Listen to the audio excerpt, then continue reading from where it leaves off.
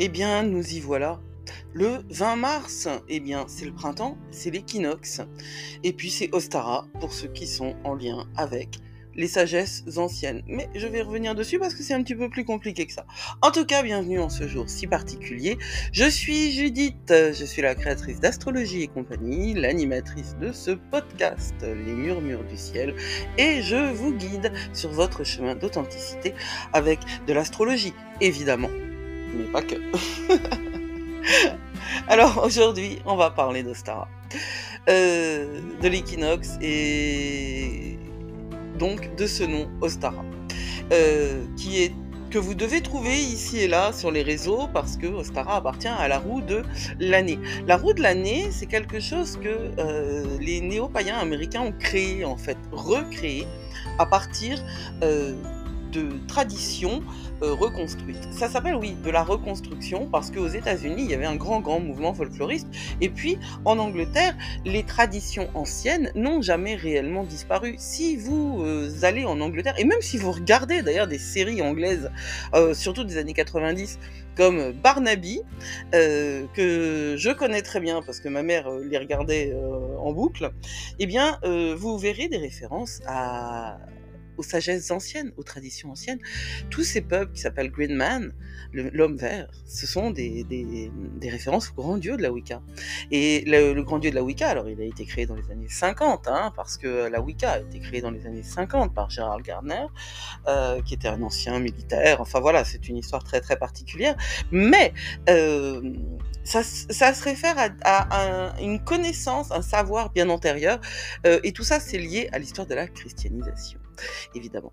Et vous verrez d'ailleurs que certains, aux États-Unis, si vous vous intéressez un petit peu à l'histoire des religions ou à l'histoire de la spiritualité en général, et je vous avoue que moi c'est un de mes dadas avec la philosophie, si vous vous intéressez à ça, vous vous rendrez compte qu'il y a beaucoup de critiques aux États-Unis de cette idée que le christianisme a pris la place de célébrations antérieures. Or, j'avoue que je vois pas en quoi c'est problématique.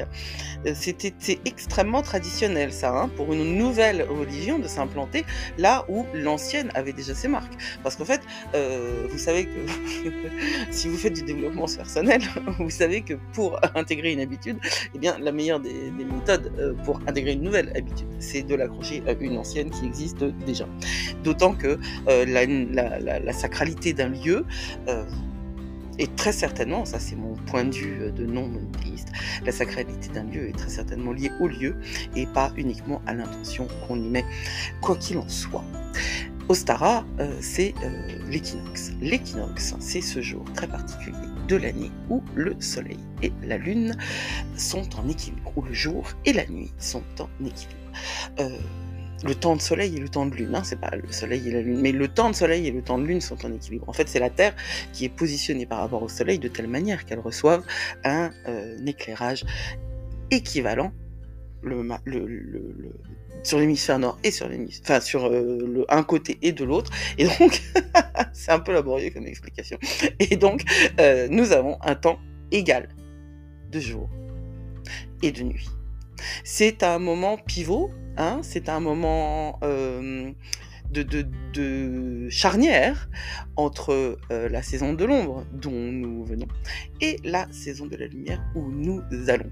Et à partir de ce jour, nous allons construire, être dans une énergie qui va grandir vers le 21 juin, le solstice qui va marquer l'été, et qui va aussi marquer le fait que les jours vont raccourcir pour aller jusqu'à 21 décembre, le solstice d'hiver, où nous rentrerons dans l'hiver alors que les jours vont commencer à augmenter. Ce paradoxe apparent, en fait, c'est toute l'histoire des cycles énergétiques et toute l'histoire de la manière dont nous les vivons. Alors ça, c'est l'équinoxe de printemps. Elle est très particulière cette année, cet équinoxe, parce que elle est associée déjà à une lune croissante, si vous écoutez les brèves de lune, vous le savez. Elle est également posée à l'orée de la saison des éclipses. Et là aussi, il y aura un podcast spécifique pour cette période-là. Parce que, pardon, c'est vraiment cette année, elle est très très puissante, la saison des éclipses. Et vous allez voir, ne serait-ce que le 25 mars, pour la pleine lune en balance, mais surtout le 8 avril. Le 8 avril, la nouvelle lune en bélier va... En fait, c'est une date qui est attendue par les astrologues depuis des années, hein, pour de vrai. Mais j'en reparlerai. Ce 20 mars, il y a quand même des choses extraordinaires qui se passent. Mercure est conjoint à Chiron. Et le soleil est sextile à Pluton. Tout de suite après être rentré en bélier, le soleil va être sextile à Pluton et Mercure est conjoint à Chiron. Alors, nous sommes dans un temps d'équilibre, nous sommes dans un temps de renaissance, nous sommes dans un temps d'ouverture vers l'avenir. Mais c'est une ouverture à laquelle nous aurons accès si et uniquement si nous prenons conscience, nous acceptons de guérir nos blessures. Et elles sont là, et c'est possible de les guérir. Mais je le dis souvent, comment peut-on voir si une blessure est guérie si nous n'avons pas expérimenté la blessure d'abord? Et puis en plus, si on continue une espèce de métaphore sur les blessures morales, sentimentales et physiques, quand on enlève un sparadrap, ça fait mal. Il n'y a pas moyen, hein, ça, on ne peut pas éviter ça.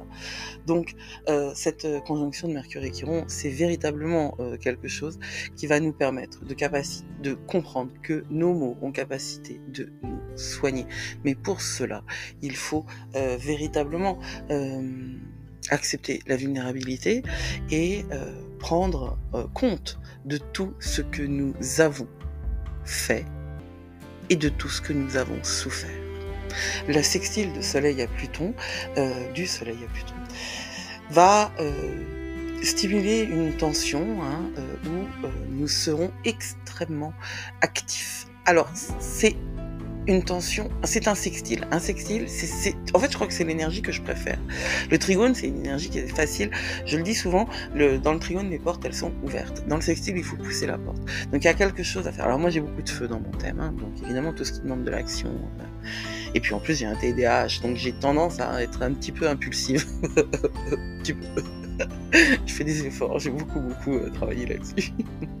Mais quoi qu'il en soit, ce sextile du Soleil à Pluton, associé à la conjonction de Mercure à Chiron, va vraiment nous donner les outils, si on pousse la porte, pour trouver les outils qui vont nous aider à travailler nos douleurs, à travailler nos deuils, à nous équiper avec de la force et de la résilience, et à aller bien au-delà de ce qu'on imaginait possible dans cette guérison profonde, parce que ce sera plus facile. Ce sera plus facile dans le sens où il y aura moins de friction. Donc ça, c'est vraiment quelque chose qui va nous accompagner.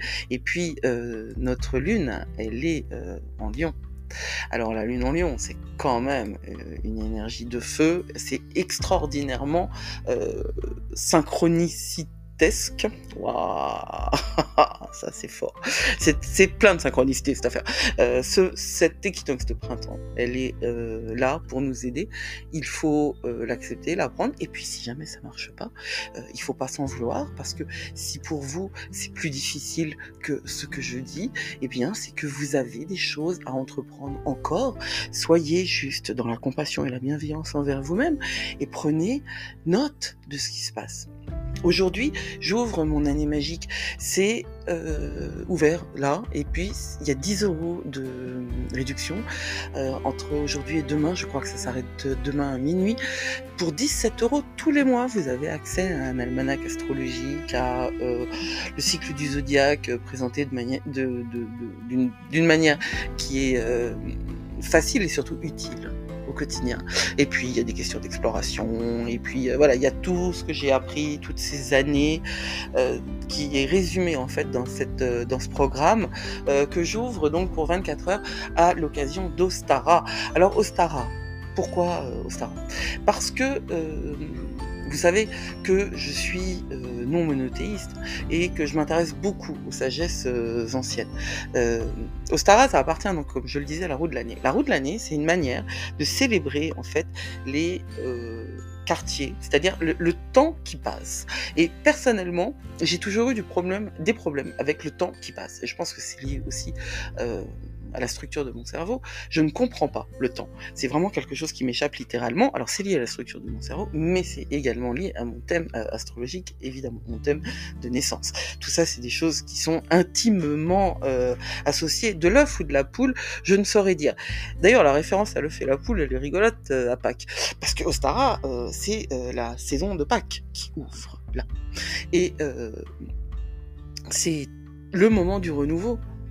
C'est le moment où on a accès à toute cette renaissance de la nature qui arrive et nous aide. Comme je le disais, les énergies astrologiques sont exactement de notre côté. Or, Ostara, bon, dans la roue de l'année, c'est un sabbat, ça s'appelle un sabbat, alors ça n'a rien à voir avec le diable. L'association entre sabbat et le diable, c'est un truc qui est purement... c'est quoi le mot ? Antisémite. De l'antisémitisme médiéval de base, parce que pour la tradition juive, à partir du vendredi soir, on s'arrête, c'est le Shabbat, et on se repose. Et très étonnamment, on a associé le repos des Juifs au boucan fait par les sorcières. Alors ça, c'est une autre histoire, hein, j'en parle ailleurs. Là, c'est pas le sujet. C'est un sabbat mineur, c'est-à-dire que c'est une fête moins importante dans un certain sens, et puis d'autant moins importante que, en fait, il n'y a pas de preuve. Vous savez, la roue de l'année, on n'a pas de preuve que ça existe avec ces mots-là. Hein. Ostara, c'est un truc qui a été créé par Gérard Gardner, donc dans les années 50, parce qu'il lui manquait des noms, il lui manquait des fêtes, il fallait qu'il remplisse toutes les cases de sa nouvelle religion. Or, ça se passe au moment de l'équinoxe de printemps. Et l'équinoxe, quoi qu'on en dise, a toujours été célébré. Parce que depuis que le monde est monde, les humains se sont intéressés, évidemment, à la manière dont la lune et le soleil jouaient dans le ciel et influençaient leur quotidien. D'ailleurs, une des premières traces qu'on ait retrouvées, c'est un calendrier lunaire. L'équinoxe, c'était sensible. Hein. Il suffit d'avoir vécu 2-3 ans à l'extérieur, d'autant qu'il vivait beaucoup à l'extérieur. Je parle de ça d'il y a 10 000 ans. Et il suffit d'avoir vécu 2-3 ans à l'extérieur pour avoir accès à cette information-là, qu'à un moment, le jour et la nuit, ils sont équivalents. Puis, la curiosité étant une caractéristique humaine, l'ingéniosité aussi étant une caractéristique humaine. Et pas que humaine, hein, mais humaine aussi. Tout ça a été codifié, tout ça a été intégré dans des traditions. Je pense que au néolithique, les hommes avaient beaucoup plus de capacités que ce qu'on imagine maintenant. Hein. On les voit comme des sauvages. Or pour moi, c'est pas du tout le cas. Mais j'ai pas de preuves. Alors, au 19e siècle, différents folkloristes ont fait revivre justement une espèce de représentation fantasmée en fait de ce temps du printemps qu'ils appellent Éostre, et à partir de laquelle on a créé Ostara. Quoi qu'il en soit, c'est un moment où le jour et la nuit sont d'égale durée, ça symbolise l'équilibre et le renouveau. Le soleil revigore la terre, la réveille, on sort du sommeil hivernal. Les jours rallongent, la nature réagit, les fleurs s'épanouissent, les arbres bourgeonnent, les animaux commencent leur rituel d'accouplement, et ça nous amène à Pâques. Le Pâques, parce que cycle de renaissance et de fertilité, le moment où Christ va donner sa vie pour nous. Ça, c'est la tradition chrétienne qui s'est greffée sur une réalité naturelle. Alors, pour Ostara, on peut faire beaucoup de choses, mais pour ça, je vous invite à aller voir du côté de l'article que je vais publier incessamment sur le sujet. Je voulais juste attirer votre attention sur ce que l'on peut faire pour fêter cet équinoxe de printemps, surtout cette année. Eh bien, le ménage. Alors c'est pas glamour le ménage, or c'est vraiment important, surtout cette année, comme je vous l'ai dit, le sextile de Soleil et de Pluton, la conjonction de Mercure et de Chiron, le passage de Mercure en Bélier, alors ça j'en ai pas parlé précisément tout de suite, mais nous avons, ce sont des énergies de feu qui nous accompagnent dans cette renaissance. Et la première des choses, quand on travaille avec les énergies, c'est de les comprendre, c'est de les accepter, c'est de les voir. Et les énergies stagnantes dans une maison, c'est ce qui peut vraiment vous plomber. Et je peux vous parler en connaissance de cause de ça, hein, parce que moi j'ai testé, avec ou sans ménage. Donc, je peux vous assurer que c'est l'heure de sortir les balais. Et non pas les balais de sorcière. C'est l'outil symbolique de la sorcière, hein, mais bon, ça c'est parce que nous vivons dans une société profondément patriarcale. Le balai permet de se libérer des poussières et des saletés accumulées matériellement, mais également dans nos énergies. Il y a des rituels avec des balais partout dans le monde. Passer le balai chez soi, c'est réactiver l'énergie, c'est communiquer avec les mondes invisibles et les énergies subtiles. Donc, le grand ménage de printemps, même si aujourd'hui c'est symbolique, faites quelque chose. Je trouve que c'est une très belle idée, parce que nous participons tous du divin. Que ce divin soit religieux ou pas, ça c'est affaire humaine. Mais nous sommes tous en lien avec des choses qui sont plus grandes que nous.